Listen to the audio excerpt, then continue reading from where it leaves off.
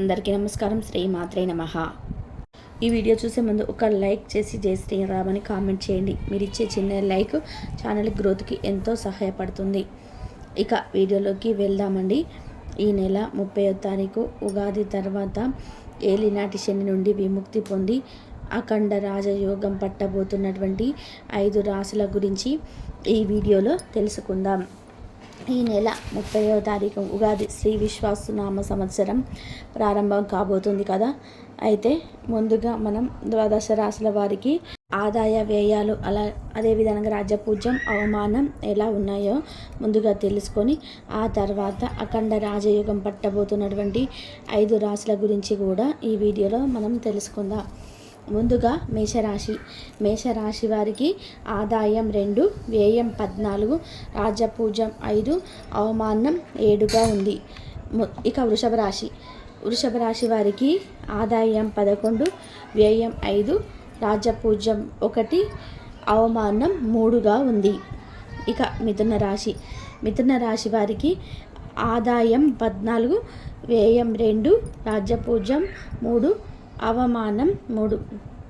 కర్కాటక రాశి వారికి ఆదాయం 8, వ్యయం 2, రాజపూజ్యం 7, అవమానం 3.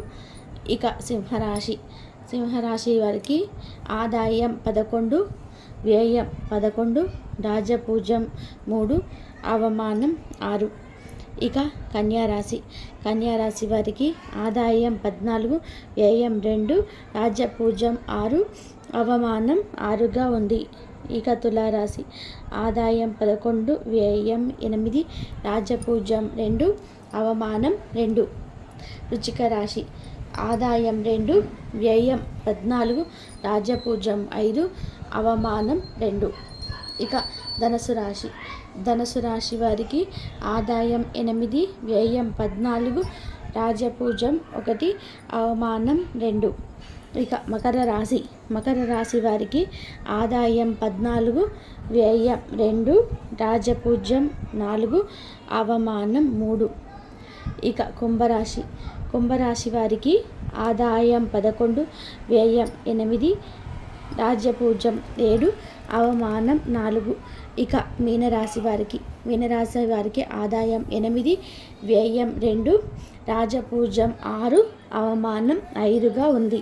ఇది ద్వాదశ రాశుల వారి యొక్క ఆదాయ వ్యయాలు, రాజపూజ్యం, అవమానాలు అన్నమాట. ఇక్కడ కొంతమందికి ఆదాయం ఏమో మాకు 2 రూపాయలు ఉంది, వ్యయం ఏమో 14 ఉంది, మరి ఎలా పొంద కుదురుతుంది అడుగుతూ ఉంటారు కదా. అయితే మీరు 2 రూపాయలు సంపాదించినప్పటికీ ఇంకా 12 రూపాయలు అప్పు చేసి అయినా సరే ఖర్చు పెడతారు. వృధా ఖర్చులు పెడతారని మాత్రమే అనుకోవాల్సిన అవసరం లేదు. బ్యాంకులో లోన్లు తీసుకోవచ్చు, లేదా స్నేహితుల దగ్గర అప్పు తీసుకోవచ్చు, నూతన గృహం కొనుక్కోవచ్చు, స్థలాలు కొనుక్కోవచ్చు, లేదా బంగారం కొనవచ్చు అని అర్థం.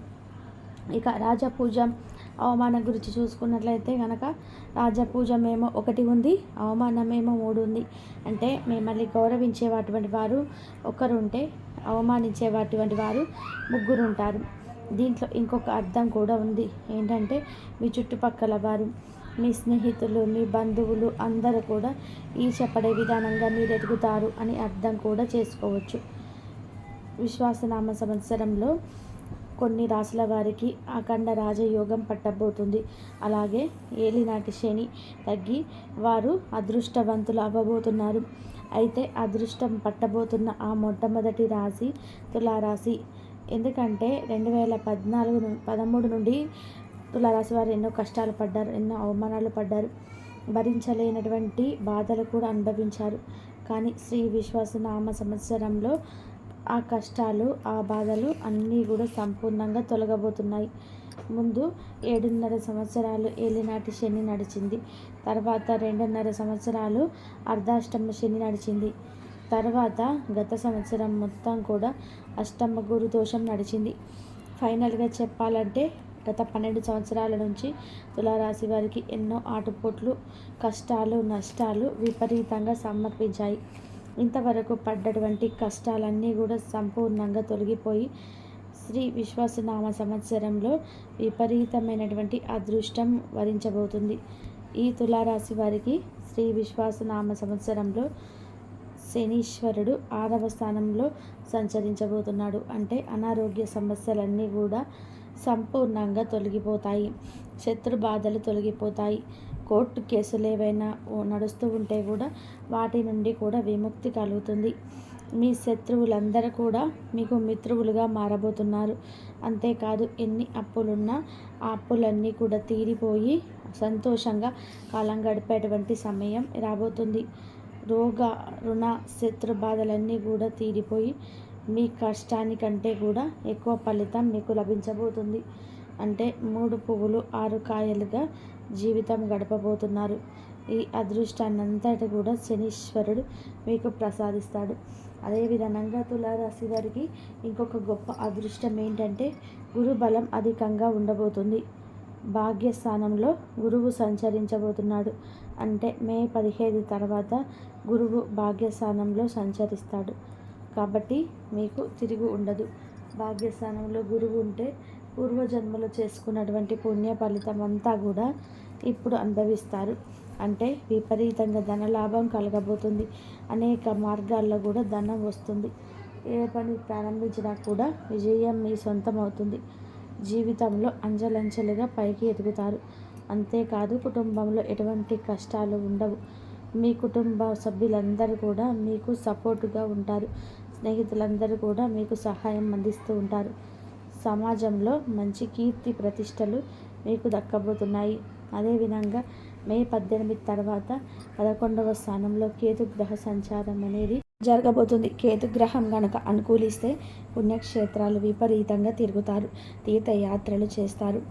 భగవద్ దర్శనాన్ని ఎక్కువగా చేసి భాగ్యం లభిస్తుంది. ఈ తులారాశి వారికి శని, గురు, కేతువు ముగ్గురు కూడా విపరీతంగా అనుగ్రహించబోతున్నారు. అంటే శ్రీ విశ్వాసనామ సంవత్సరంలో ఈ తులారాశి వారికి దేవగురువైనటువంటి బృహస్పతి, తాపగ్రహమైనటువంటి శనీశ్వరుడు, అదేవిధంగా పాపగ్రహమైనటువంటి కేతువు అనుగ్రహించబోతున్నారు. ఇక వీరు ఏ పని ప్రారంభించినా కూడా ఆ పనిలో విజయం వీరిదే. అఖండ రాజయోగం పట్టబోతుందని చెప్పవచ్చు. అదేవిధంగా ఈ ఉగాది తర్వాత శ్రీ విశ్వాసనామ సంవత్సరంలో ఏలినాటి శని నుండి విముక్తి పొంది అఖండ రాజయోగం పట్టబోతున్నటువంటి 2వ రాశి వృషభ రాశి. ఎందుకంటే వృషభ రాశి వారు 2.5 సంవత్సరాల నుండి కంటక శని దోషంతో విపరీతమైనటువంటి కష్టాలు, ఇబ్బందులు అనుభవించారు. వృత్తిపరంగా అంటే చేసేటువంటి పనులలో విపరీతమైనటువంటి టెన్షన్లు పడుతూ విపరీతమైనటువంటి సమస్యలతో ఇబ్బందులు పడ్డారు. ఇక ఆ ఇబ్బందులు ఏవి ఉండవు. ఎందుకంటే వృషభ రాశి వారికి బ్రహ్మాండమైనటువంటి గురుబలం రాబోతుంది. గురువు అనుగ్రహించబోతున్నాడు. ఈ వృషభ రాశి వారికి ఉగాది నుండి 11వ స్థానంలో అంటే లాభస్థానంలో శనీశ్వరుడు సంచరించబోతున్నాడు. కాబట్టి కష్టానికి తగినటువంటి ప్రతిఫలం అనేది లభిస్తుంది. ఏ పని ప్రారంభించినా కూడా ఆ పనిలో నష్టం అనేది ఉండదు. విపరీతమైనటువంటి లాభాలు కలగబోతున్నాయి. కెరియర్ పరంగా కూడా చూసుకున్నట్లయితే కనుక వృషభ రాశి వారికి కలిసి రాబోతుంది. టాప్ పొజిషన్లోకి వెళ్ళబోతున్నారు. వ్యాపారం ప్రారంభించిన, వ్యవసాయం చేసిన, ఉద్యోగం చేసిన, ఏ పని చేసినా కూడా విపరీతంగా ధనలాభం కలగబోతుంది. కాబట్టి వృషభ రాశి వారికి ఇంకా తిరుగుండదని చెప్పాలి. కుటుంబ సమస్యలు, అనారోగ్య సమస్యలు అన్నీ కూడా తీరబోతున్నాయి. ఎందుకంటే 11వ స్థానంలోని లాభస్థానంలో శని విశేషంగా అనుగ్రహించబోతున్నాడు. అదేవిధంగా వృషభ రాశి వారికి 2వ స్థానంలో గురువు సంచరించబోతున్నాడు. ఇది ఎంతో అద్భుతమైనటువంటి ఫలాన్ని ఇస్తుంది. మే 15 తర్వాత గురువు 2వ స్థానంలో సంచరించబోతున్నాడు. కుటుంబ పరంగా సంతోషంగా ఉంటారు. కుటుంబంలో ఏ సమస్యలు కూడా ఉండవు. మీ మాటే చెల్లుతుంది. మీరు చెప్పిందే వేదం. అందరూ కూడా మీకు అనుకూలంగా నడుచుకుంటారు. గురుబలం అద్భుతంగా ఉంటుంది. అదేవిధంగా రాహు బలం కూడా ఉండబోతుంది. 10వ ఇంట్లో రాహు సంచారం అనేది జరగబోతుంది. 10వ స్థానంలో రాహు ఉంటే విదేశీ ప్రయాణాలు చేస్తారు. అదేవిధంగా అన్ని రంగాల్లోనూ కూడా విజయం కలిగేటట్టు చేస్తాడు రాహువు. కాబట్టి శత్రువులందరూ కూడా మిత్రులుగా మారుతారు. కోర్టు కేసులు ఏవైనా ఉంటే అవన్నిటిలోనూ విజయం కలగబోతుంది. ఇది పరమ సత్యం. పాపగ్రహమైనటువంటి శనీశ్వరుడు లాభస్థానంలో ఉంటే అంటే 11వ ఇంట్లో సంచరిస్తున్నాడు గనక, అదేవిధంగా దశమ స్థానంలో పాపగ్రహమైనటువంటి రాహువు కూడా సంచరించబోతున్నాడు. అదేవిధంగా దేవతా గురువైనటువంటి బృహస్పతి 2వ ఇంట్లో అనుగ్రహించబోతున్నాడు. 3 గ్రహాలు విపరీతంగా అనుగ్రహించబోతున్నారు. ఈ వృషభ రాశి వారికి కూడా విశేషమైనటువంటి రాజయోగం పట్టబోతుందని నిస్సంకోచంగా చెప్పవచ్చు. ఇక ఆ తర్వాత 3వ రాశి మకర రాశి. మకర రాశి వారికి కూడా ఈ విశ్వాసనామ సంవత్సరం చాలా అద్భుతంగా ఉండబోతుంది. ఎందుకంటే ఈ మకర రాశి వారికి రాహుకేతువుల బలం అనేది లేకపోయినా కూడా 7.5 సంవత్సరాల నుంచి శనీశ్వరుడు విపరీతంగా బాధలు పెడుతూ వస్తున్నాడు. ఈ మకర రాశి వారికి అన్నీ కలుపుకొని 8 సంవత్సరాలుగా ఏలినాటి శని దోషంలో ఉన్నారు. ఈ మకర రాశి వారు శ్రీ విశ్వాసనామ సంవత్సరం ప్రారంభం కాగానే ఈ దోషాలన్నీ కూడా తొలగిపోయి వీరికి కూడా అద్భుతంగా రాజయోగం పట్టబోతుంది. ఈ శని దోషం తొలగిపోవడం ద్వారా మీకు సుఖశాంతులు అనేటివి ఉంటాయి. కుటుంబంతో హాయిగా గడుపుతారు. ఏ పని చేసుకున్నా కూడా విపరీతంగా కలిసి వస్తుంది. మీ కష్టానికి తగినటువంటి ఫలితం అనేది తప్పకుండా లభిస్తుంది. ఎందుకంటే తృతీయ స్థానంలోనే శని బలహీనంగా ఉంటాడు కాబట్టి మీ కష్టానికి తగినటువంటి ఫలితం తప్పకుండా లభిస్తుంది. గురువు సంవత్సరం మొత్తం అనుగ్రహించకపోయినా అక్టోబర్ 19 నుండి డిసెంబర్ 5 మధ్యలో గురువు అనుగ్రహం కూడా మీకు ఉండబోతుంది. కాబట్టి మీకు కూడా ఈ విశ్వాసనామ సంవత్సరంలో అద్భుతంగానే ఉండబోతుంది.